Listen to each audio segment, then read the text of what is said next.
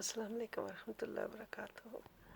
پیارے ساتھیوں، یہاں سے پڑھ رہی تھی خوشخبری ہو، یہ ایک لڑکا ہے اور انہوں نے اسے قیمتی سامان تجارت سمجھتے ہوئے چھپا لیا، اور اللہ ان کاموں کو جو وہ کر رہے تھے خوب جاننے والا ہے۔ اور یوسف علیہ السلام کے بھائیوں نے جو موقع پر آ گئے تھے اسے اپنا بگوڑا غلام کہہ کر انہی کے ہاتھوں بہت کم قیمت گنتی کے چند درہموں کے حوض بیچ ڈالا، کیونکہ وہ راہگیر اس یوسف علیہ السلام کے خریدنے کے بارے میں پہلے ہی بے رغبت تھے۔ پھر راہگیروں نے اسے مصر لے جا کر بیچ ڈالا۔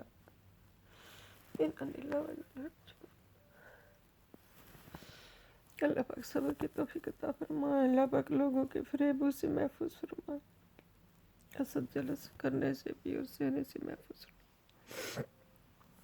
پیارے ساتھیوں، ہم آگے شروع کرتے ہوں۔ اعوذ باللہ من الشیطان الرجیم، بسم اللہ الرحمن الرحیم۔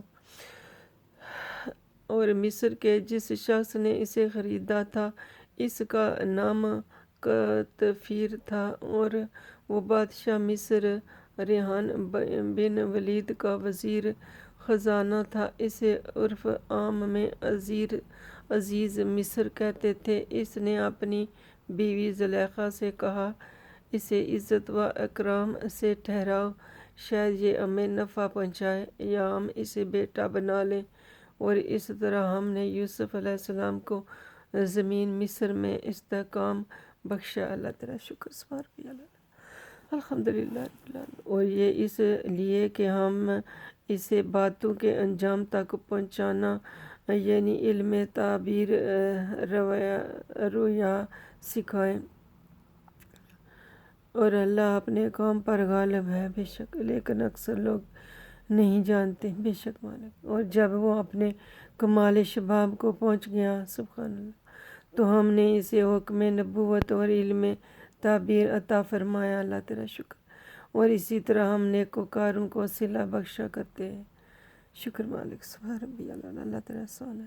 اور اس عورت زلیخا نے جس کے گھر وہ رہتے تھے آپ سے آپ کی ذات کی شدید خواہش کی، اللہ کے پناہ، اور اس نے دروازے بھی بند کر دیے اور کہنے لگی، جلدی آؤ، میں تم سے کہتی ہوں۔ یوسف علیہ السلام نے کہا، اللہ کی پناہ، بے شک وہ جو تمہارا شوہر ہے میرا مربی ہے، اس نے مجھے بڑی عزت سے رکھا۔ سبحان اللہ، بے شک ظالم لوگ فلاح نہیں پائیں گے۔ بے شک یوسف علیہ السلام نے انکار کر دیا۔ سبحان اللہ، شکر مالک۔ اور بے شک اس زلیخا نے تو ان کا ارادہ کر ہی لیا تھا۔ اللہ کی پناہ، شاید وہ بھی اس کا قصد کر لیتے۔ اللہ کی پناہ، اگر انہوں نے اپنے باپ کی روشن دلیل کو نہ دیکھا ہوتا۔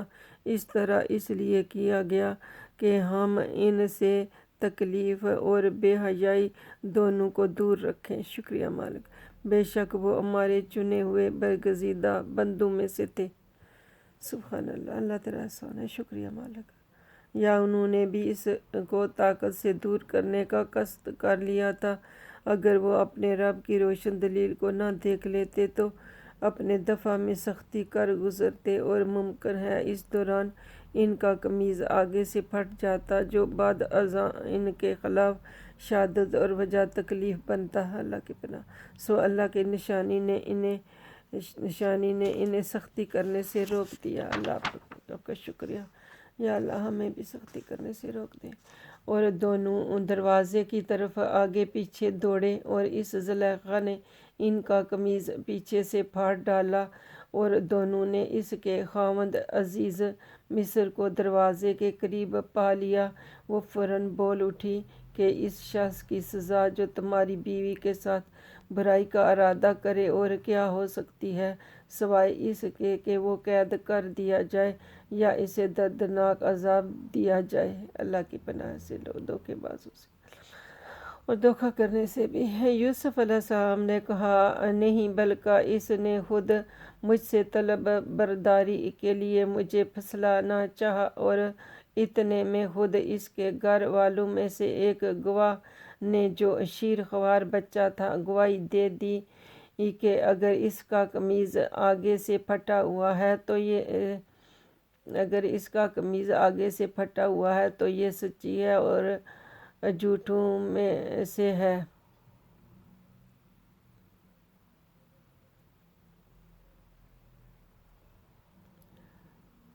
اور اگر اس کا قمیض پیچھے سے پھٹا ہوا ہے تو یہ جھوٹی ہے اور وہ سچوں میں سے ہے۔ پھر جب اس عزیز مصر نے ان کا قمیض دیکھا کہ وہ پیچھے سے پھٹا ہوا تھا تو اس نے کہا بے شک یہ تم عورتوں کا فریب ہے۔